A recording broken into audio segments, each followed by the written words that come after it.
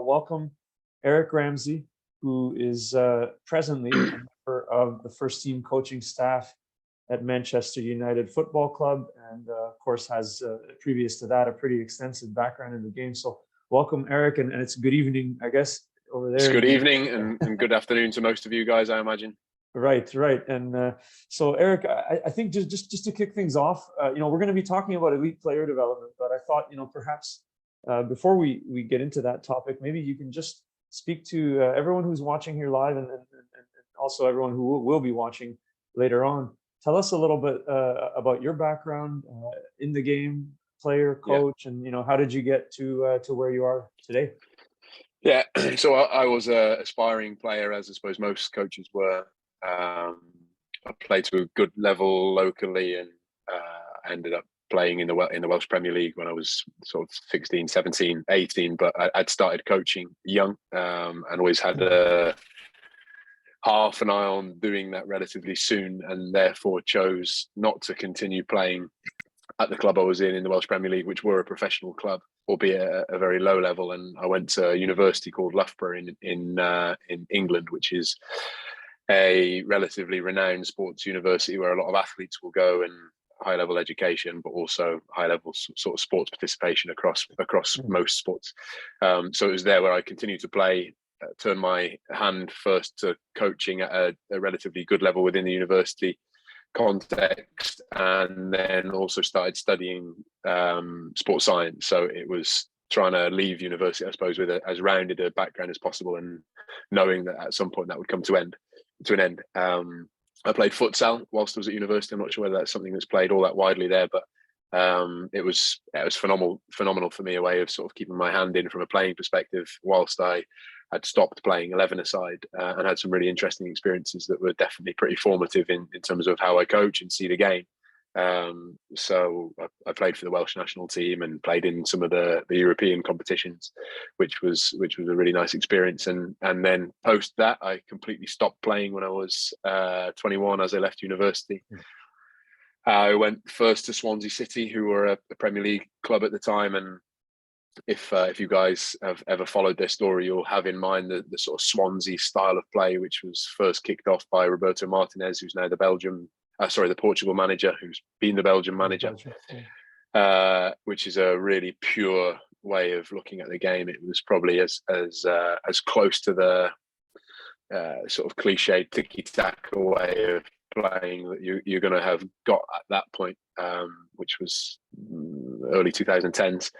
And then Swansea, Brendan Rodgers followed him, and that playing style was something that firstly drew me to the club, and then secondly gave me a really good experience as a first-time coach, working with full-time players, under 18s players, albeit, but within a really nicely defined context from the perspective of philosophy and demands placed on the players. So that was a really good first experience.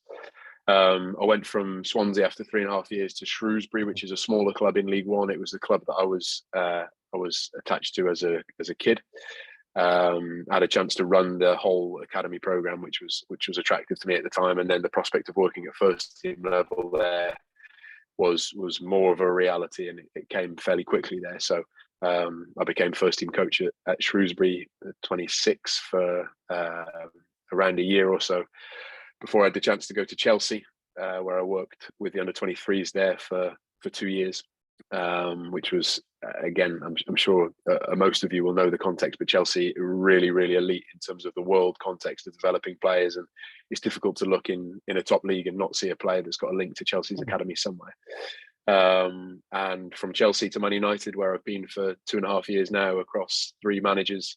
And I've had, over the course of this period as well, some time with the Welsh national team, which unfortunately has come to an end due to the million commitments I've got between my own children and the full-time job, which I couldn't make work, unfortunately. But I suppose I've packed a lot in 10 years or so, as well as, and whether we get onto this or not, I'm sure interesting to you guys, but some coach education work that I've done across pretty much all the clubs that I've been at with the Football Association of Wales on their pro license and A license courses. So whistle stop tour. Right. Well, that's that's a pretty concise background and certainly you've packed in a lot of experience there so far. So Yeah. thank you for that. Yeah. No, no I problem at know all. I'm definitely already seeing lots of good questions coming in, but I thought maybe Eric, I would start, because we're talking about player development, so we'll kind of start maybe more broadly. There is whether it's here in Canada, in the UK, other countries, there's sort of a common framework maybe where we can look at the game from the standpoint of, let's say, 4 pillars: technical, tactical, physical, psychological, and often maybe the psychological gets broken down into mental versus psychosocial and so Yeah. on. So if we're talking about, let's say, broadly speaking, player development from your experience and even your professional opinion, just what you've done, but what you think about it, is there any particular greater priority or greater weight that's given to any one of those 4 as players progress, perhaps from, I don't know how young we want to start, 8, 9, 10 years old, perhaps up to the late teenage years, and how do things change in terms of that framework for you? Yeah, I don't think it's an easy question to answer that, and it causes so much controversy, I think, because it's a difficult question to answer, and there's the spectrum, the point on the spectrum that you could sit, it differs hugely, I think, from one person to another and culture to culture. I think if you look at, I suppose I'll come at it from the perspective of what the elite level of the game looks like, and if we maybe make the assumption that we're talking about elite player development, we're aiming for the very top levels of the game, then I don't think you can look past an exceptional technical skill set for the players. I think it's very, very difficult to reach that level of the game without now being able to handle the ball incredibly well. And then I think allied to that is that capacity to decision make at that speed of the game. So I think obviously it's trying to keep in mind the fact that every technical action that a player is going to produce ultimately at that level will be produced in a context that is defined by very limited time and very limited space more often than not. So I think it's difficult to say that that wouldn't be your number one priority. I think if you were to spend 10 years of a player's developmental years doing something that doesn't have that at the heart, I'm not sure you're getting a professional footballer at the end of that. Having said that, I do think there are exceptions where you can see exceptional athletes with limited technical ability still play at a very high level. I think you can see very, very technical players with limited physical capabilities play at a very, very high level. But I think your job as a coach, I suppose, is to try and satisfy all those boxes, squeeze all the juice out of the players across all those pillars with that objective in mind. But I certainly think that the core focus is going to be real technique, execution under pressure, and a physical skill set that goes with that. And then, of course, wrap around that, can they deal with the challenges from a psychological perspective as the years go on? Are the inevitable obstacles that arise from being involved with a pursuit of something that is almost statistically impossible able to be met with level-headedness, all that stuff? It's there's a lot to it. I'm sure we'll unpick that. Sure. Yeah. Well, I want to touch on something you said there, and because I know this is sort of I think it's even a bit of a point of controversy, definitely where we are here in Canada, and I've heard it discussed in other countries as well, is let's say, which comes first, or can one of the two come first, in the sense of, is it more important that a player develops technique first, and perhaps that might require more unopposed training, that kind of thing, and then learns to apply it under pressure, under the time constraints, like you said? Or is it better perhaps to integrate time constraints, pressure constraints, have opposition and all of those variables thrown in right away? Do you have a opinion? I think there's one way or the other? I do. I think I always think about it from two perspectives. So if you were to take the raw academic perspective and the research-led approach, and that was the basis at which you arrived at your program, naturally it's going to all be driven toward technique based in context, decision-making, replication of the conditions in which players are ultimately going to execute come game day, because there is that argument that says, well, albeit you're talking about gentle build up toward being able to execute in game context, how is it that it's doing something distinct distinctly less difficult than what is going to be asked of you come game day, going to improve you in that situation. I may be thinking about it more from the perspective of like aspiring elite professional players, 15, 16, 17, 18. We always have that conversation, is going to do lots of unopposed work in a context that doesn't represent the game really then going to make a huge difference come game day when the pressure's really on? And typically I think the answer would be no. But then I think if anecdotic, from the perspective of anecdote, if you speak to 9 out of 10 professional players, what was really helpful for you when you were younger, if you really get to the bottom of the strands of their development, often it is repetition, unopposed, practice with their dad in the back garden, ball against wall, isolated drills. So I think there really is something in that. I don't think there's a clean cut answer that says 50% of this and 50% of that. But I think the best coaches will be able to amalgamate the two really nicely, and they'll appreciate this. And that does need to be dropped into context with pressure, with intensity often. And then they just dose the technical work around that. I would maybe sort of caveat that answer with, I'm sort of defeating my own argument here in some senses, but I've seen lots of players that are 18, 19, 20 really improve through lots of unopposed repetition work on various aspects of their game, partly because it helps them really center and focus and feel, I suppose. So I don't think there's a hard and fast answer, but when you see it, when you see a good coach work across the two ends of the spectrum, they do it quickly, they do it with the right dosage over the course of a week, you just feel like that's beneficial for the players. And then maybe my last point on that is, and always the barometer when I watch a coach or try and coach myself, is when you're doing these unopposed practices with the players, if they genuinely in that practice think, this does feel like the game, irrespective of whether there's opposition or not, I don't know, the way in which the ball comes in, the way in which the coach prompts and cues, the number of repetitions and the intensity, and the player really feels the intensity they feel in a game, irrespective of whether there's opposition or not, then I think that ticks a huge box there. And again, there'll be, I'm sure, a group of coaches stood on the sideline watching a practice would be able to say, that's it. That's really good practice. That's really good coaching, and there's no opposition there.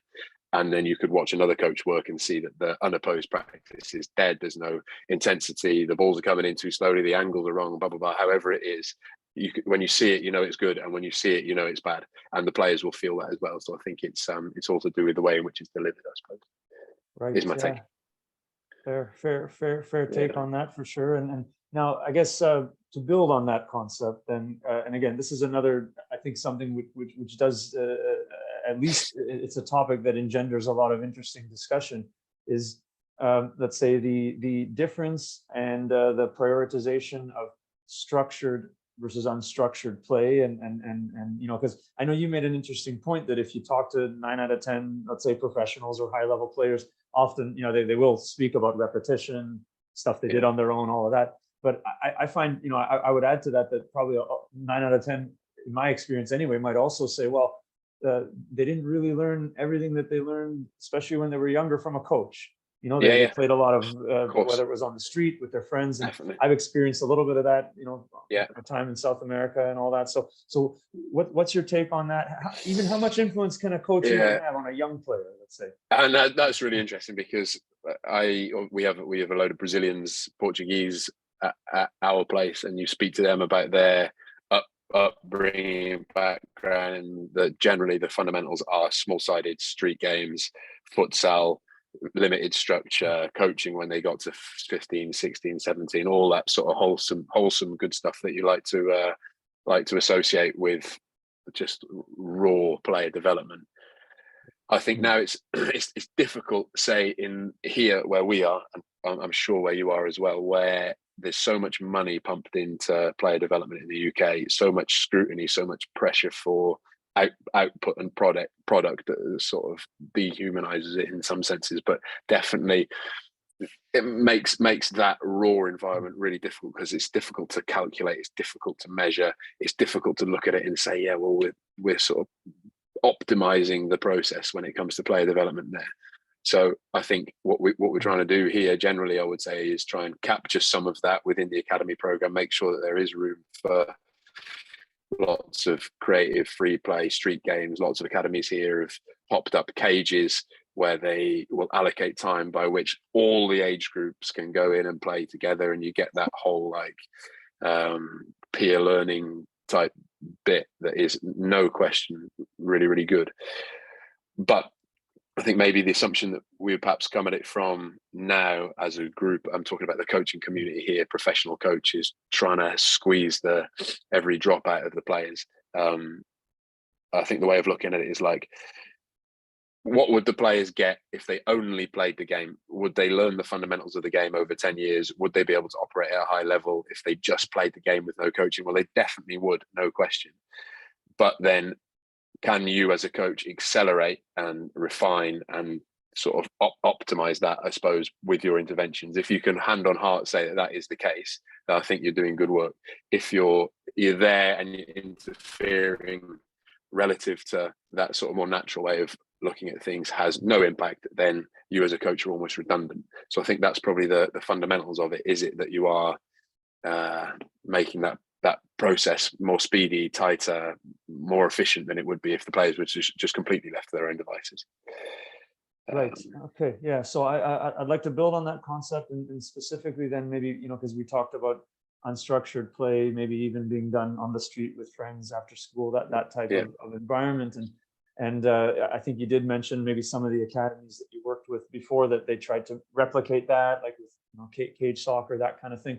So then the next question becomes, do you think perhaps that it would be better if that type of unstructured play was just provided as an opportunity, and whether that means more time after school, less homework, I don't know, without any club, whether it's Chelsea, Manchester United, whether it's smaller local clubs, whatever it is, and then the top athletes, if they get into the professional academies, are getting coaching, so they get their unstructured play supplemental to the coaching. Is that better, or is it better to build it into the coaching that you do? Because I know, well, I think in Canada that's a challenge. So no, I'm sure I would, maybe if there is a formula to it, I would say best players with best players in an unstructured, competitive decision-making environment, which is then lightly guided by the coach in an intelligent, principled way. I don't think you can really look beyond that. And then, obviously, if that's the heart of the program, which I know it is for a lot of academies, and Man United is actually really famous for it. It precedes my time here, but they had this cage concept that was really fruitful, and it was a case of at the beginning of every session, not necessarily steered by coaches, but the cage is open as players are arriving. Different kids from different age groups are going in. You've got a 16-year-old Paul Pogba playing with a 12-year-old, whoever it might be. And it's just got that raw football essence that perhaps you'd have as a kid, but the caveat is that all the players are very good, the level is very high, and then wrapped around that is some, I'm sure, very well delivered coaching, lots of individual work, lots of technical work, but the crux of it is that games-based stuff. And I think if the conditions are right, then that's brilliant. And then I suppose, well, what is it you'd compare that to then? Well, it would be, I don't know what they would find more naturally, which would be that maybe that type of environment, but the level would be lower because the general level of the kids isn't an academy level. That's what they'd likely find at home. So I think if you're talking about sort of optimizing it. Yeah, exactly. If you're optimizing it, but within the context of that street football framework, then it's that, isn't it? Best with best, highest level possible. So yeah, I think that's certainly an idea that's trying to be captured well here. Right. Yeah. So there's a question which came in, which I thought ties in nicely, and just everyone who's watching, I know, I mean, there's already 6 or 7 questions. We'll do our best, obviously, to get to them, but I may screen them a bit. So I thought a good one, Martin Ball, which perhaps you've touched on already, Eric, but maybe you can clarify more and build on it, is in regards to a philosophy. What's the best way to implement a coaching philosophy through a team / club, and in the context? Yeah, again, I think it's a really complex one, and I'm sure it's had hours and hours of debate in this country and elsewhere, and continues to do so. But my take is the philosophy best suited to player development is one that demands of the players the most difficult things in the game. And if you take that as a baseline, then any lesser version is that the players are going to find easier to execute. So to give you an example, so a philosophy like ours, Man City's, Swansea's, say, that really demands the players to handle the ball under pressure, deal with the ball in confined spaces, show real personality and handling the ball in very difficult circumstances. It demands of them the highest level technique in contexts that are really challenging. It demands of them to get the ball back as quickly as possible. So like built within that high pressing physical output, equals then come game day, lots of time on the ball, lots of challenge in that sense. And then what you get, I suppose, at the end of a framework that has that at its core is, and then obviously as time goes on, you're introducing tactics, strategy, collective movement, blah, blah, blah. The player that you get at the end of that, assuming they've developed physically, is capable of playing the hardest version of the game, I would say, to play.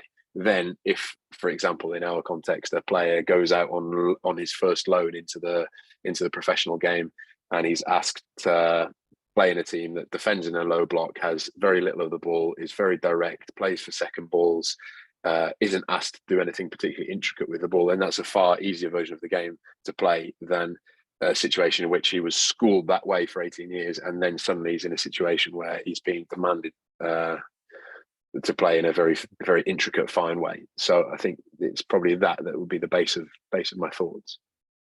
Right. So if I'm paraphrasing, players need to be challenged to do what's the most challenging, and if they're capable of doing that, then perhaps anything they're able to do that, but they're able to do anything that's a little less challenging. And at the same time, now you've mentioned a few times about, I've heard the word pressure.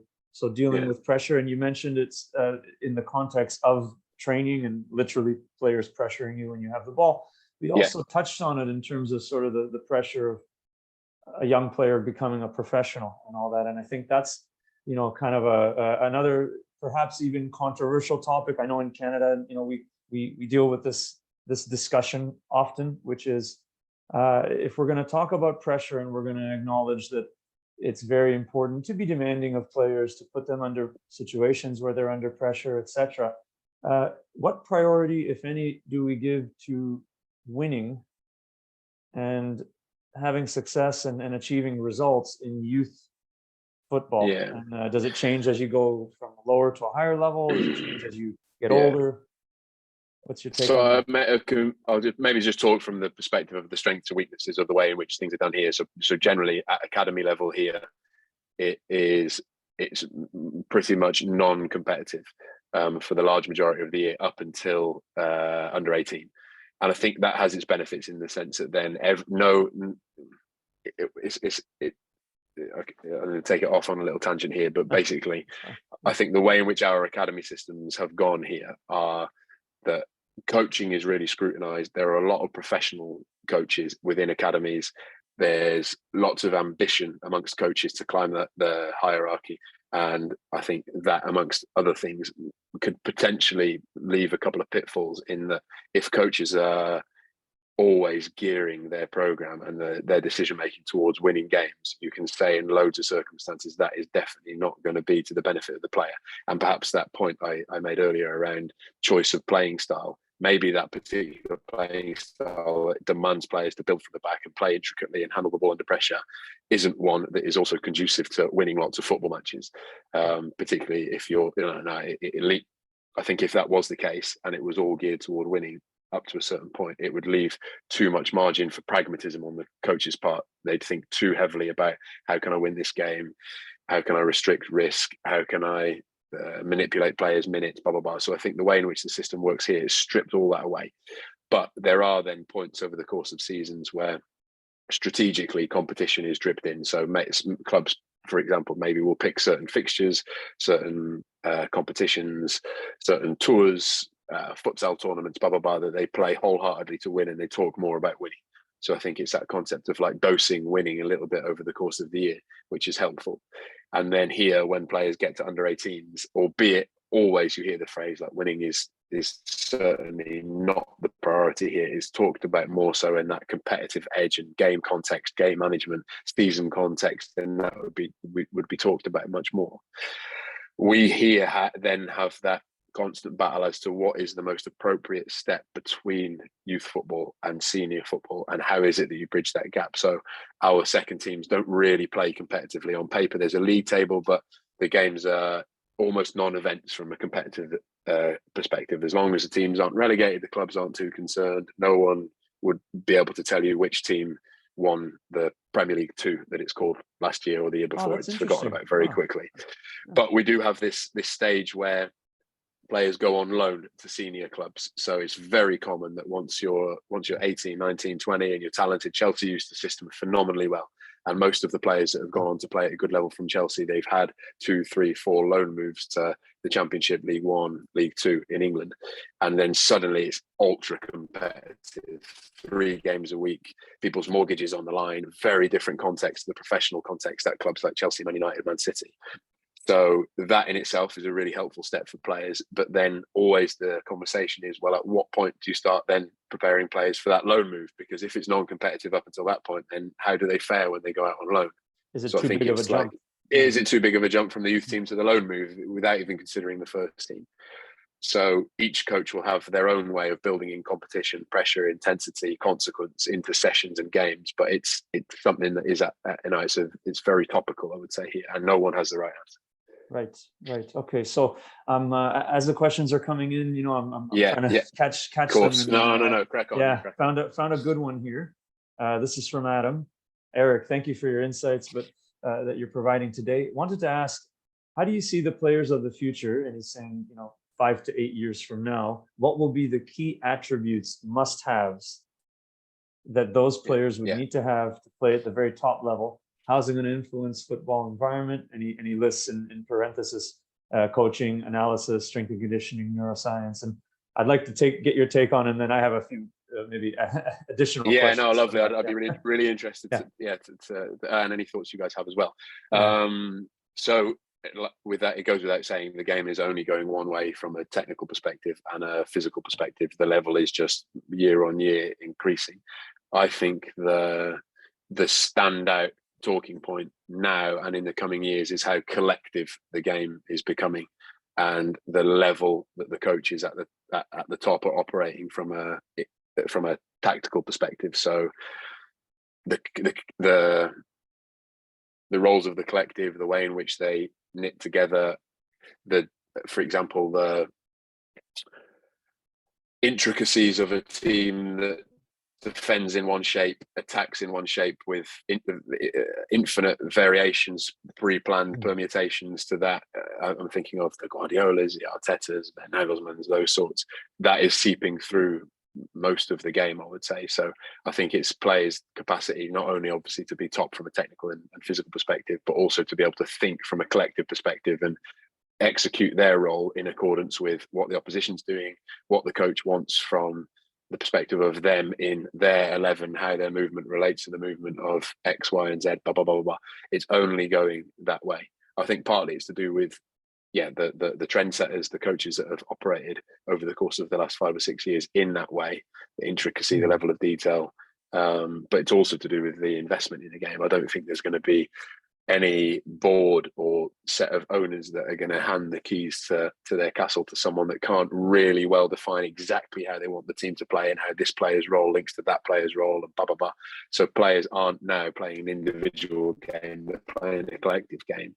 And there's almost no margin for error at the very top level. One switch off relative to the opposition movement or within the context of your way of pressing, say, and suddenly the opposition are in on goal and you're in trouble. And I suppose that's underpinned by the level of analysis that I don't know if have you still got me? Oh yeah, just froze in. You're talking about opposition coming in on goal.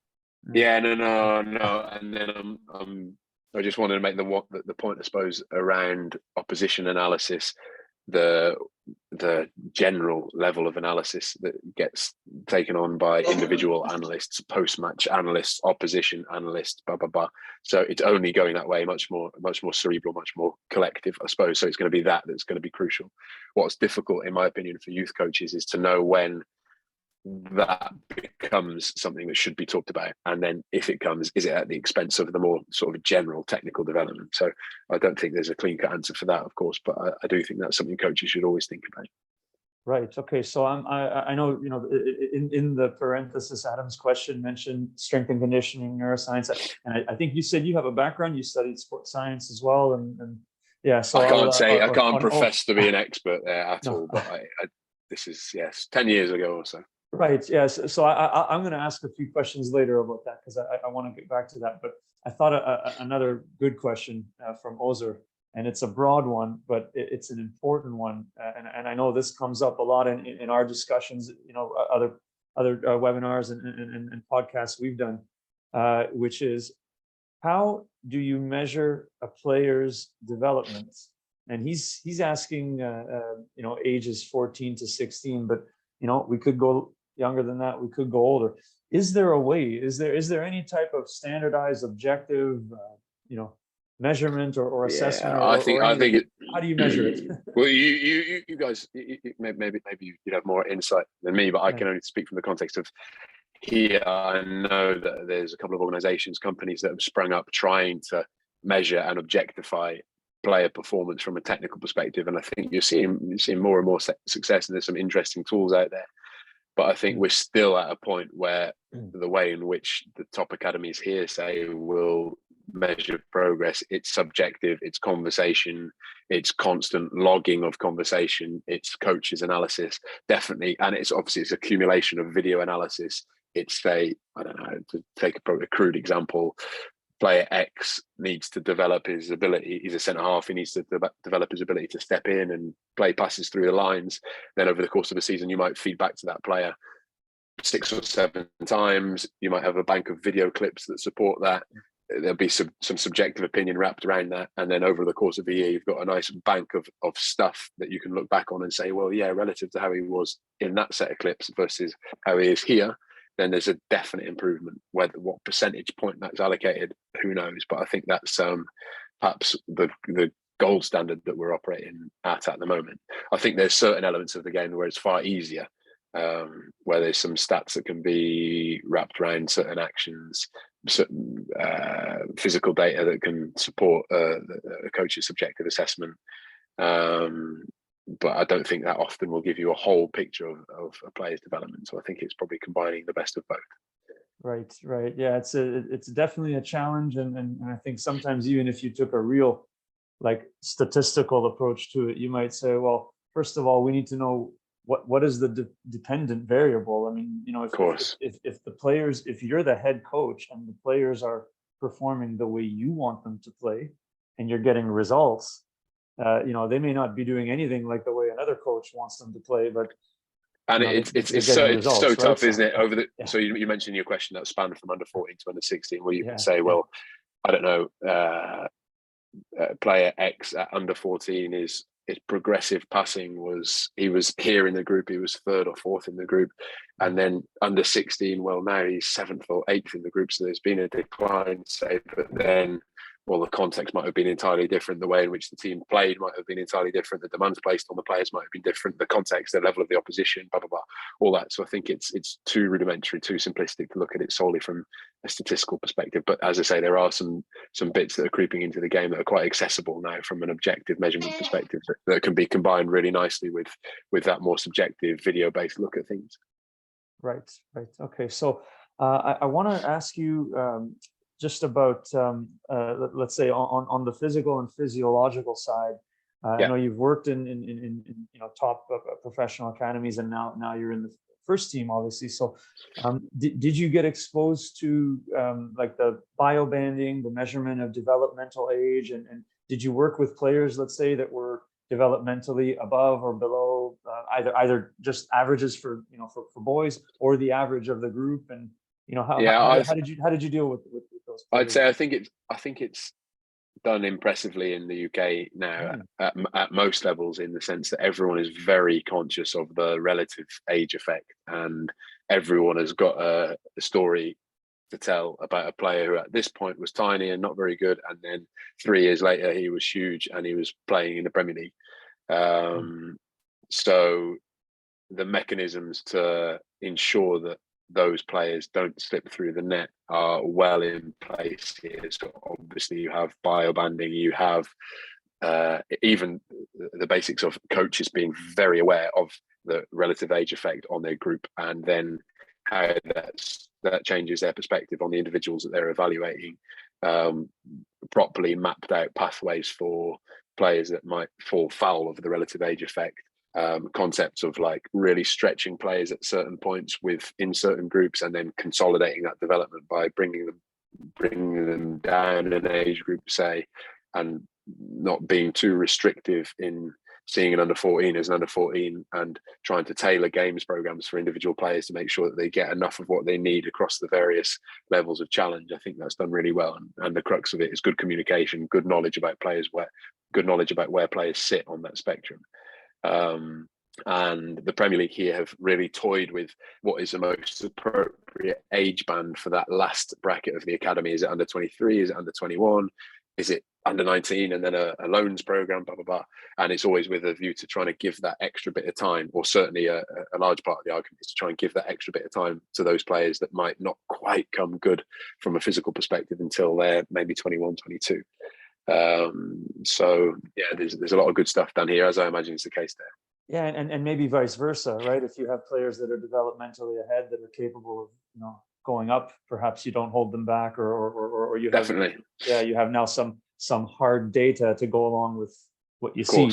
Yeah, and it's not being too again, and that's part of the reason why stripping the need to win away often at certain age groups is really helpful, in the sense that if you have a coach that's got a group like that he wants to keep and win, then perhaps those players that have developed early physically, they're not getting pushed onto the next age group because they're so helpful in winning football matches. And those that might fall foul of the relative age effect are held back a little bit. And I think it's maybe looking at a band of, say, 2 or 3 age groups and thinking quite fluidly about where the players sit and what challenge you can expose them to this week. And I know that's where a lot of academies have gone here in England, is to have broader age brackets, have less the sort of head coach type thing and more individual coaches that work across 2 or 3 age groups. The groups are fluid. It's a much more sort of collaborative look to the development of 50 players than 1 coach and 12 players, or 2 coaches and 15 players. And I think that can be really helpful there. Right. Okay. Great answer. And you also see sorry, my last point on that, because it's a definite evolution here. You see it in the title of roles that are advertised here now. So obviously we've got such a broad professional game here. There's loads and loads of full-time roles in academies always popping up, and there now you very, very rarely will see under 15 head coach. You'll see under 14 to under 16 individual development coach type of thing. Right. And obviously at the core of that is how they can integrate all those components of a player's development really well, and then map a pathway for them over the course of the next 2 or 3, 4 years. Yeah, well, I know that this is a little bit switching gears, but something that you did touch on before, which is this concept of having best with best. And I think definitely if we're talking Manchester United or Chelsea, an academy in a club like that, I think has the luxury to deal with players that Hussein is mentioning in his question, which is, when dealing with the top. Now he put 0.001%. So this is 99.999 percentile, which I guess if they're getting to Manchester United, they may be in that percentile. So that percentage of players, top 0.001, who can pull off virtually any technical action unopposed. What are your individual development objectives, and how do you go about achieving them? I'm assuming you've worked with some players that you might. Yeah, and it's really interesting, because, and this maybe I go back to the point around the value of unopposed work, because sometimes you're looking at, so that's been part of my role here, part of my role at Chelsea, and you think I mean, these guys are, when they come to the Premier League, operate in a context which it's difficult to appreciate unless you're sat on the side of the pitch watching how quick the game is and how limited the time is for execution.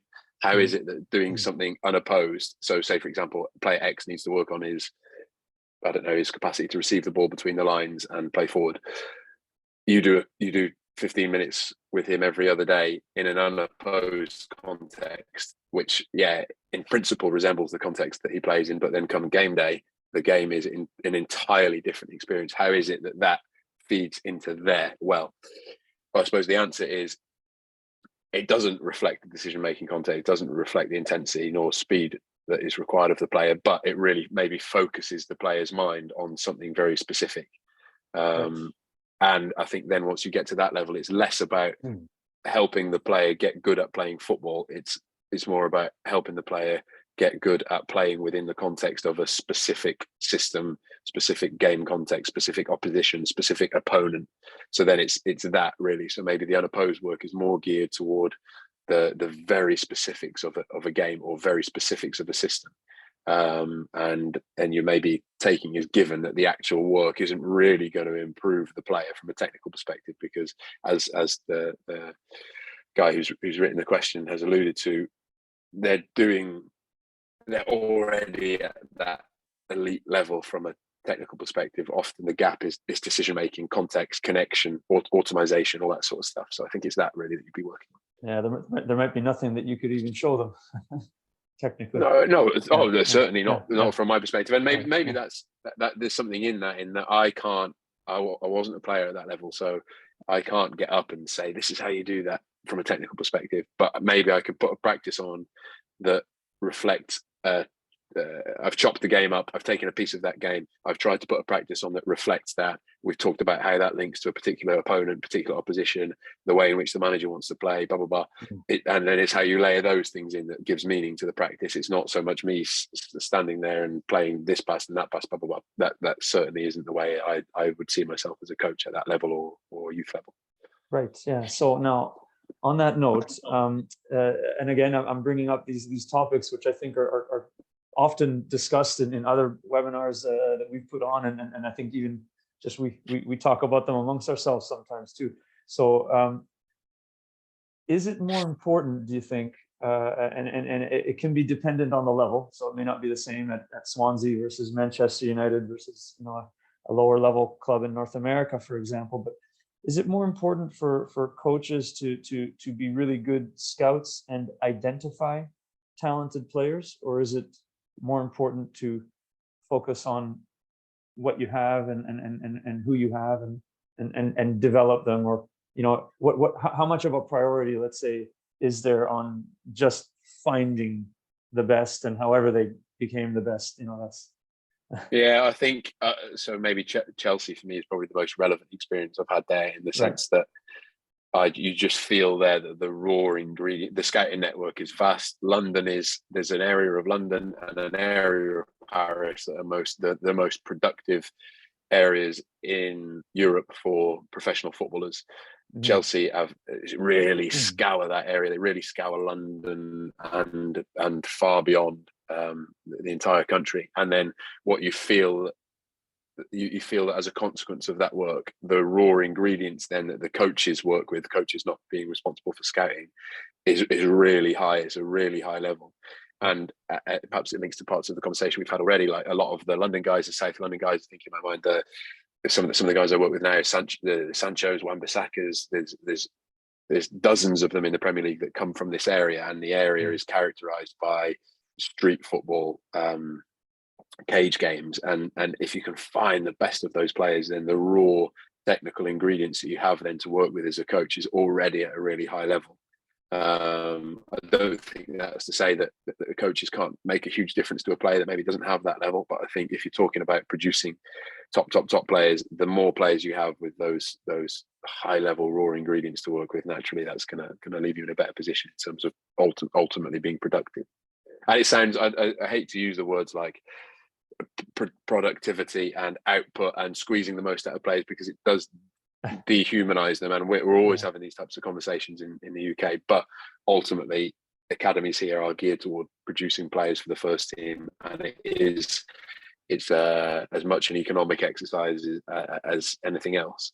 So I think I sometimes think having that lens is interesting and useful. Right. Okay. And that leads us into, I thought, another good question that I caught from Daniel P.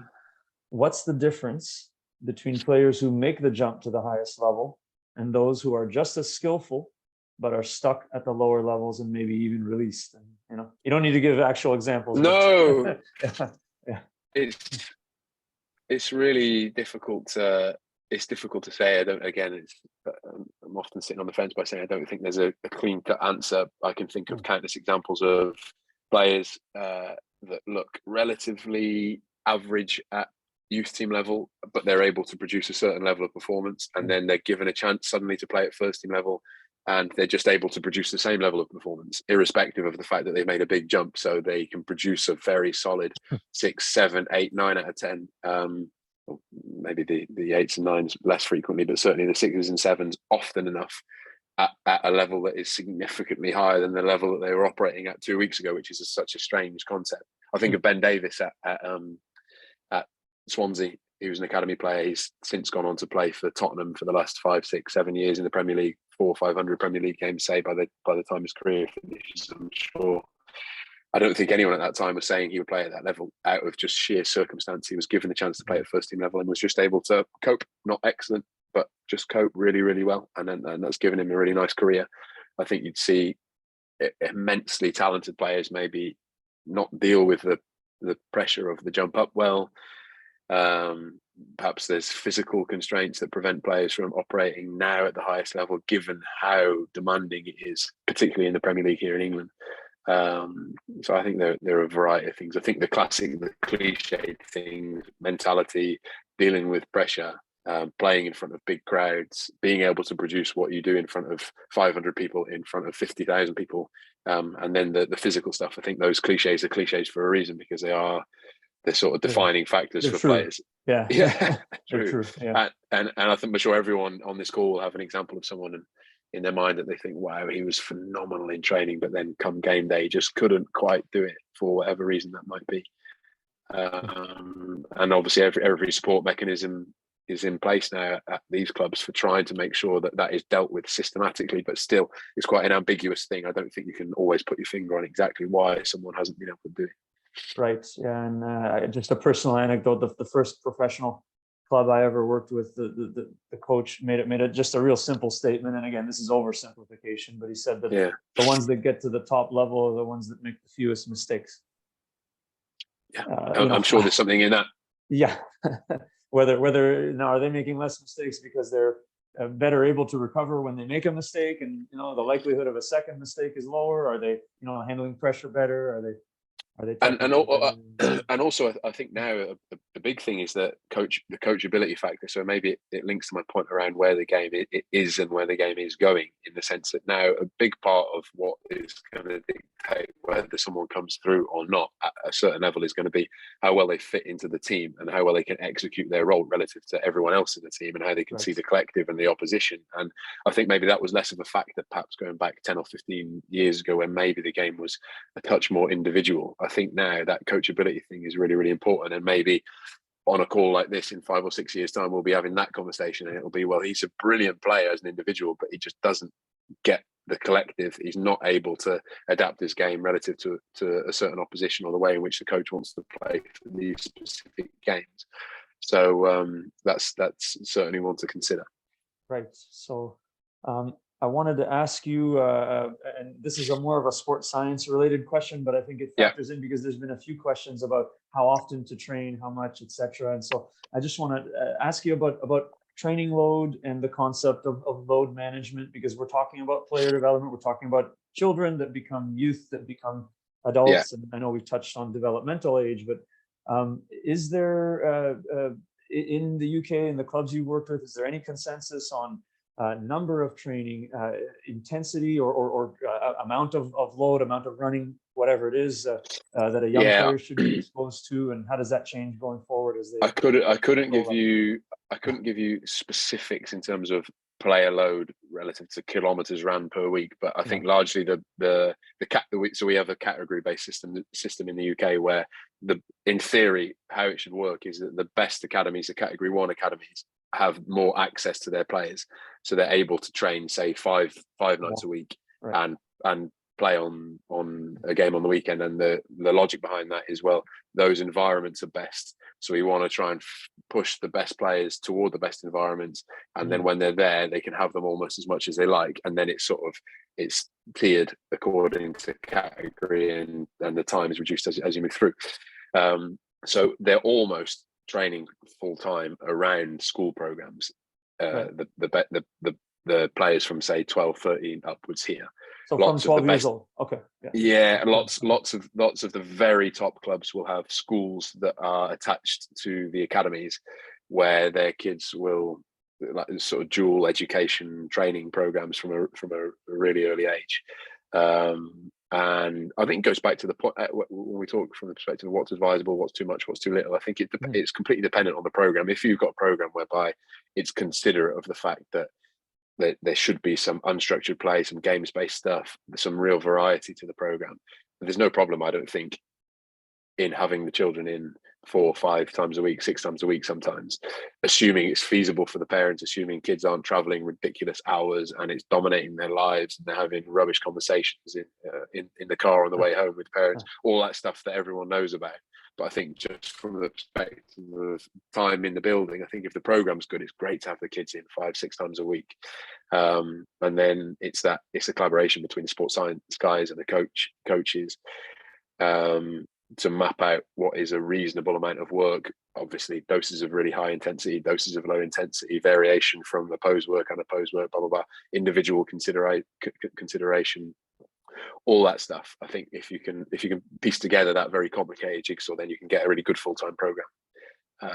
So here's a question to build on that then, because you mentioned that, and if I'm understanding correctly, tier 1 are training more than tier 2, who are training more than tier 3, and the tiers are designated by talent of players, quality, resources, all of that. Facilities, all that. So I mean, does a tier 2 or tier 3 or tier 4 player, can they ever get caught up to the point where they can keep up with the demands of the tier 1, let's say, if they are doing less? Because in our own way in Canada, we have a bit of a similar challenge in that, we kind of, as players get older, we start to have them train much more and at a much higher intensity.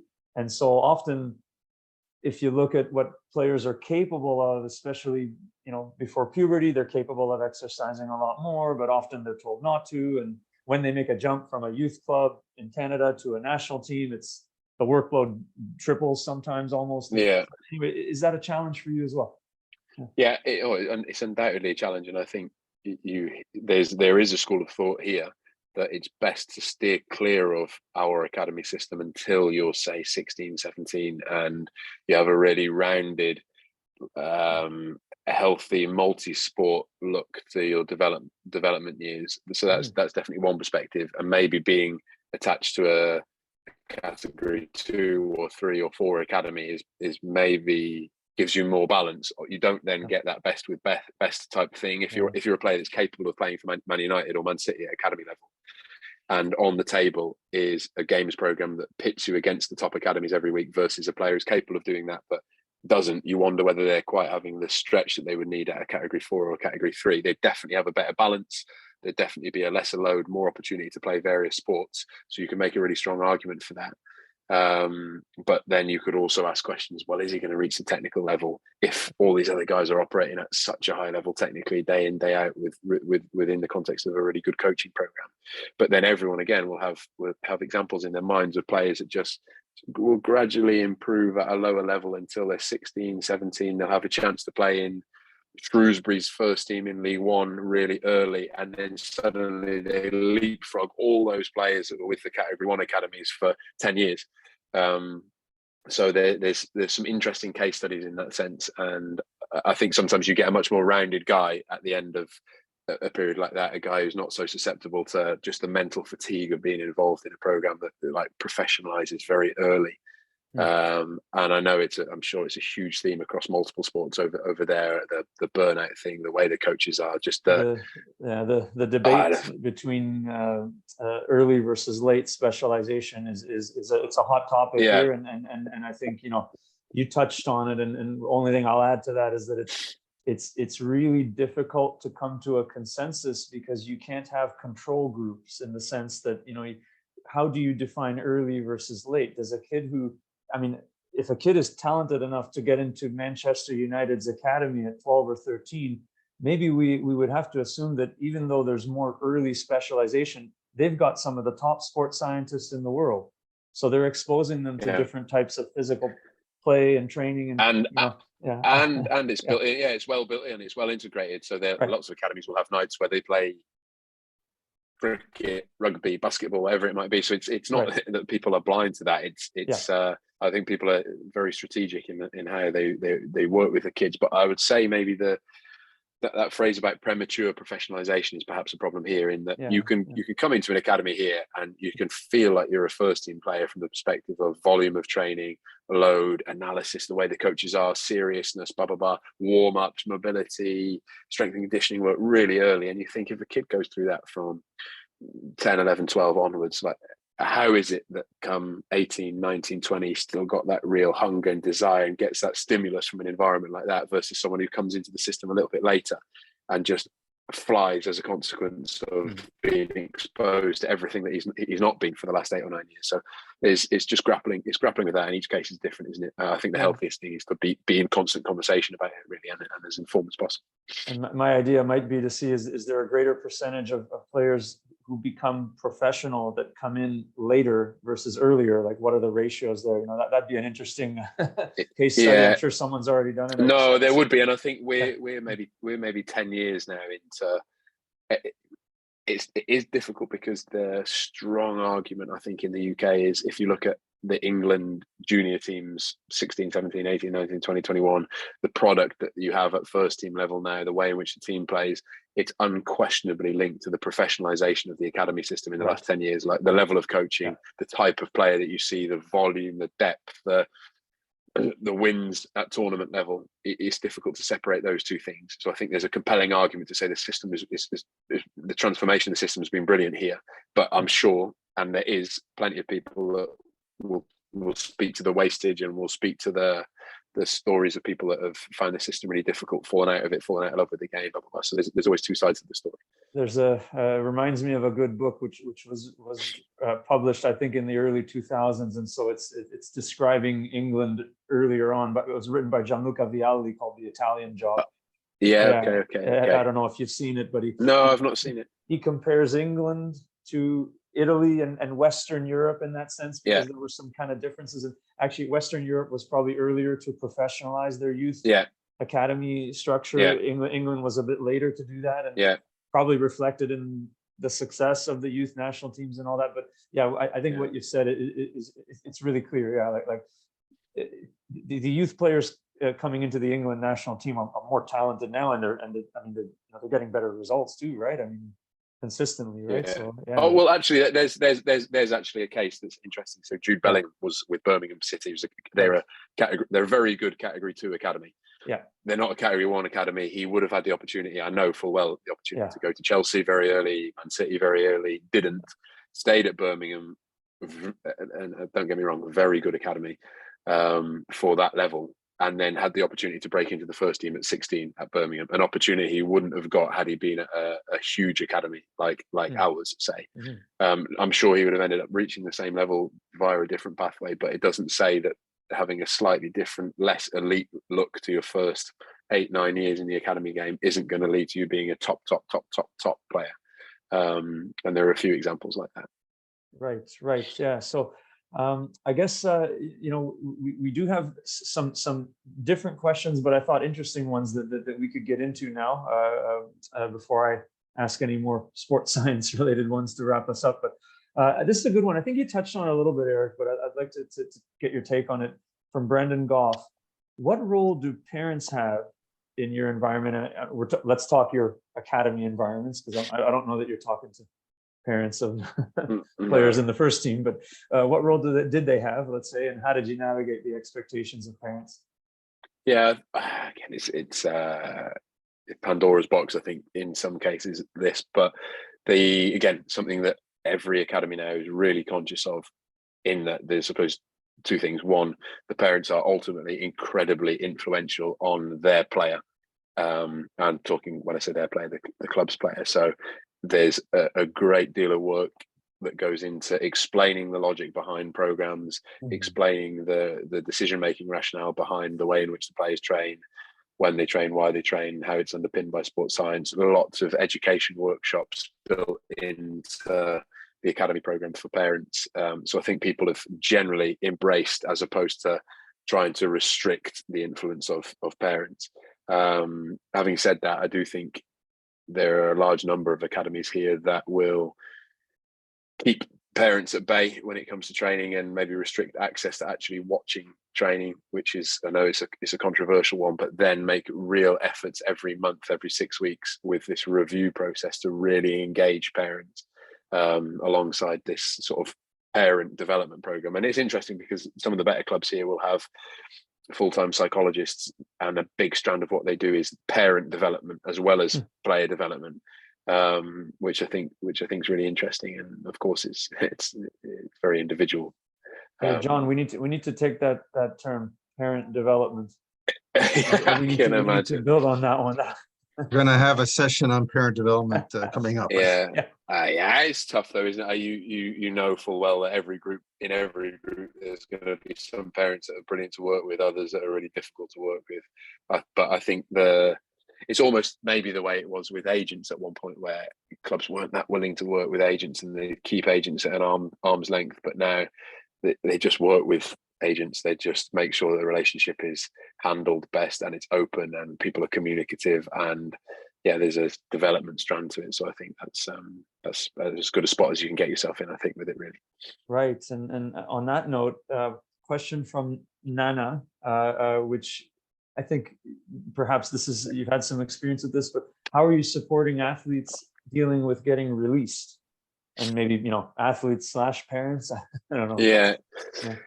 I'm not sure how it looks there, but academies get really bad press in England because of the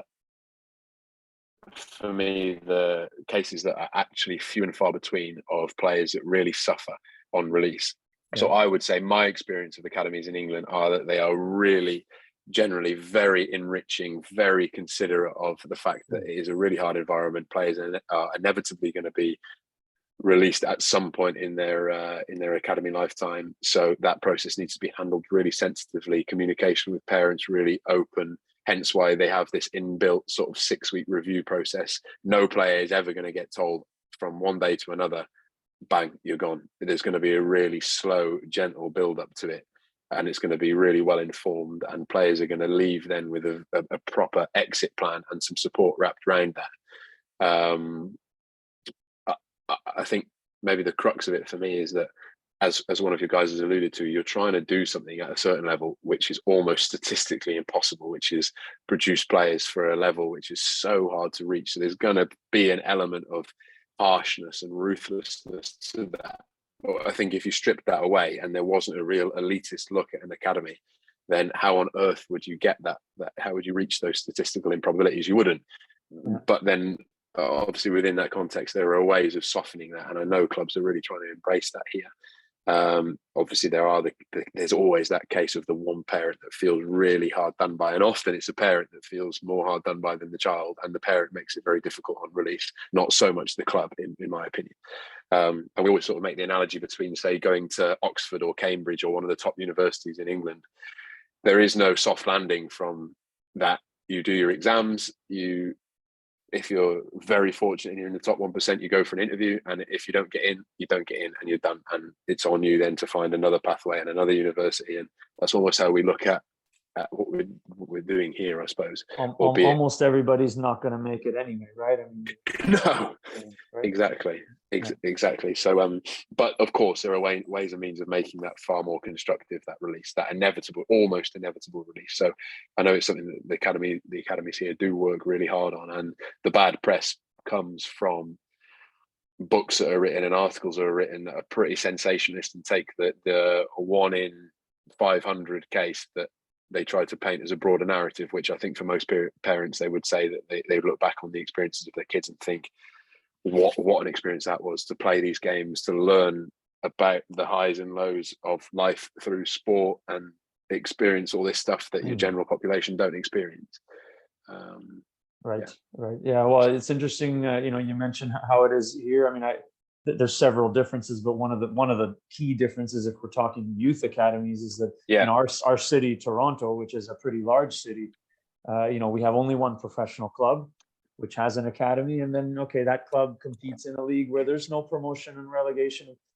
So like you said, if there's somebody, a talented player, let's say, but doesn't quite crack it, in even in a tier 1 group of academies, or even at just one tier 1 academy, he can try with others, and he can try a level down, and whereas here you have only the one, and so I think often that it's a harsher process, perhaps. It's harsher, it's harsher, and it also doesn't necessarily drive the one professional academy in our city or in Montreal or Vancouver to really optimize development, because they don't have competition. Of course. The competition capitalism. That you have, exactly. I think London is just a real competitive city for. Oh, and you'll see kids that will go through 3 or 4 of the London academies in their time, and I think it's Eze, the player at Crystal Palace, is really impressive. That famously it was released from say 3, 4, or 5 of them, and has still managed to find his way to the Premier League. Right. So in Toronto, we have one kid who had signed with Toronto FC a few years ago, but as an academy player, he was cut from Toronto FC's academy 3 times. Really? Yeah. So there's stories like that happen, and so anyway, he was very persistent. Good for him. Wow. Yeah, exactly. Well, that's what it needs. Yeah, exactly. I can ask a couple. Hey, sorry, John. Go ahead. No, I was going to see if I can ask a couple of questions. Yeah. Let's bring John in for sure. You mentioned futsal. You played on the Welsh national futsal team. I think 2 weeks ago we had as one of our guests a player who played in the U.S. national futsal team. They actually won a tournament. His name was William Esque. They won a tournament in Croatia. Do you guys look at some of the national players from futsal teams and consider them? Not actively, but there are some interesting cases. So there's a player who plays for Wolverhampton in the Premier League called Max Kilman, who came really late in the system, played futsal until he was say 19, 20. He was playing in the non-league system, so say the 5th, 6th tier in England, and then almost overnight he's playing for Wolves in the Premier League. And when we play him, we would worry about how good he is on the ball, how he can hurt us, how he can handle the ball under pressure, how he helps Wolves build through the third. So I think there's some real value, and you do get some very unique skill sets that arise from someone who solely plays futsal. Most every Brazilian that I've worked with speak to would say futsal has had a sort of indelible mark on where they are now as players. Here it's tried. Most academies have tried to adopt it in some shape or form, whether it's like a winter program that is solely based around futsal or a strand of that. But it's an incredible. Maybe it's underutilized here. I don't know how it looks there for you guys, but I'm not sure if our national team looked at their futsal program, but that was just a question. Another one is you guys must get thousands of parents or players sending you videos from around the world. How do you deal with that? Unfortunately, it doesn't reach my door. Unfortunately, it's I say unfortunately, I mean fortunately, and it'll be screened by the club's scouting department. I would say they're relatively open to that sort of stuff. I think maybe it'd be perhaps a bit of a needle in a haystack, but I think I'm sure they would certainly take it seriously up to a certain level. I don't know how high up it would go. I don't know who it would reach, but I know at Chelsea they were trying to design a system whereby, have you seen the company Vio that has their automatic cameras? I think they were trying to basically strike up a deal with them in order to be able to send hundreds out to various parts of the UK in order to be able to monitor as many grassroots players as they possibly could. And then maybe give the grassroots clubs the capacity to put highlights reels together. I'd left before they'd sort of finalised that project, but I think players as a commodity are so valuable and it's so competitive these days that I don't think that they would want to leave any stone unturned. I would just build on that question maybe from John, which is because I know, Eric, you mentioned earlier about how extensive the scouting networks are, right? You know, you mentioned Chelsea and all that, and so could you guess even that is there any percentage of, let's say, the most talented or the players that are talented enough and capable enough to get into either Premier League or national team or whatever that don't? Is it 5%? No. Like, are you missing out on anything there? I wish I had the statistic. I'm not sure. I think there's growing success when it comes to players that say enter the academy system at under 9, and the volume of players that actually can get all the way through and become professionals. Right. I think at the top clubs that's really improving. I couldn't give you any more detailed an explanation than that, I don't think. Right. Okay. Sorry. No, that's fine. Yeah, just it's an interesting discussion because it really is. Here in Canada, because we don't have this professional league with academies and scouting and all that, so it's probably likely that we're missing out on a lot more. But you know, again, we don't know. We can't quantify it exactly either. So I just thought I know, you know, we'll wrap it up soon. But just a quick question regarding sports science, physical ability, and it ties into a couple of the questions from the audience as well, just around speed, because I've done quite a lot of work myself looking into the let's say speed, acceleration, power. These abilities, these physical abilities, are pretty good predictors of whether or not someone will become a professional player. But you need to control for technical ability, as you said, and all of that. Yeah. So is that something that you think has it changed in England? I mean, it's obvious that the Premier League is faster and the game is faster for sure than it was before. How much of a priority when you were in the academy was placed on speed, power, acceleration on these? And is it becoming more of a priority or less?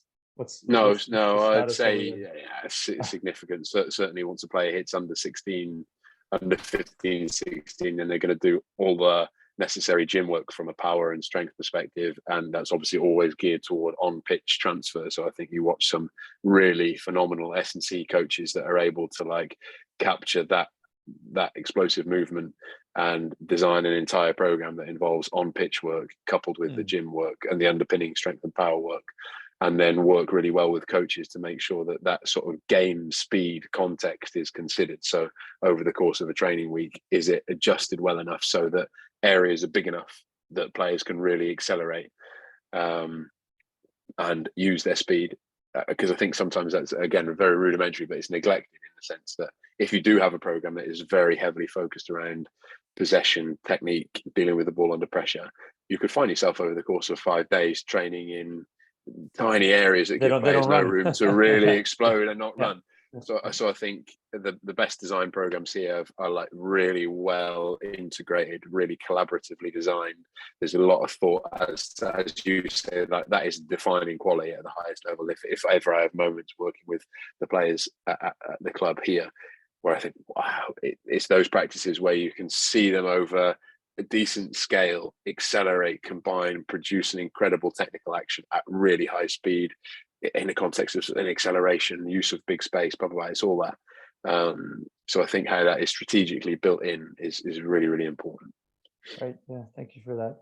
So I don't know. I mean, John, if you had anything else, because I think we've gone through most of the questions that came from the audience, and I know we got to be conscious. It must be getting a little bit late over there in the UK, Eric. Yeah, I'm on an early bedtime because I've got a little one that will inevitably wake up 2 or 3 times tonight. So. Right. So I just see one here from Bashar from Bahrain. Great to have you on. Here's an interesting question. He has 2 training sessions a week, but an hour and a half each for U12 players. What's the most important thing to focus on at that age is what he's asking. I think just from a principal perspective, games-based work in which the players are going to have decision-making, real challenge, but games that are really intelligently designed. So as I said earlier, sort of go back to that point, like what is the coach's role? Well, it's considering that if the players just came and played for an hour and a half, they'd enjoy it, they'd have good fun, they'd develop, they'd maybe be building an intuition for the game. But then what is the coach's role? Where can he add value? Well, it's maybe designing games cleverly that really steer the players toward developing a certain thing, a certain concept, a certain games principle. So I think if you can build that way of thinking into the way in which you design possession games, small-sided games, competition over the course of 3 hours a week, then you're onto a really good thing. If around that you can dose in some really high level unopposed technical work, I think you've probably squeezed your 3 hours really nicely there. But if in doubt, well structured games always. Great.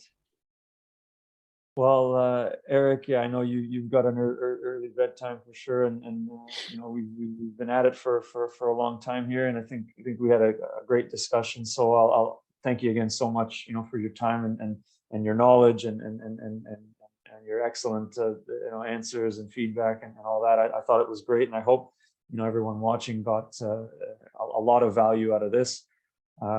As always, you know, we've got a recording of this, which we're going to get up onto YouTube, and you know, NSCAC members can watch it and hopefully learn from it. And you know, we are again working with our friends Complete Sports Solutions, not just to provide these coaching seminars, because there's more of them coming up, but Complete Sports Solutions also offers these awesome opportunities for coaches to go to the UK on tour with groups of coaches to observe Premier League training, Premier League games, to take courses and interact with some of the coaches working at the top level. So you know, we'll put some information in here in the video and when we post it online about that, and hopefully everyone can you know, can take advantage of that if they're interested. So Eric, thank you again. Have a good night. And pleasure. Yeah. Thank you, guys. Pleasure. All right. Okay. Speak to you soon. Take care. Bye-bye. Much appreciated.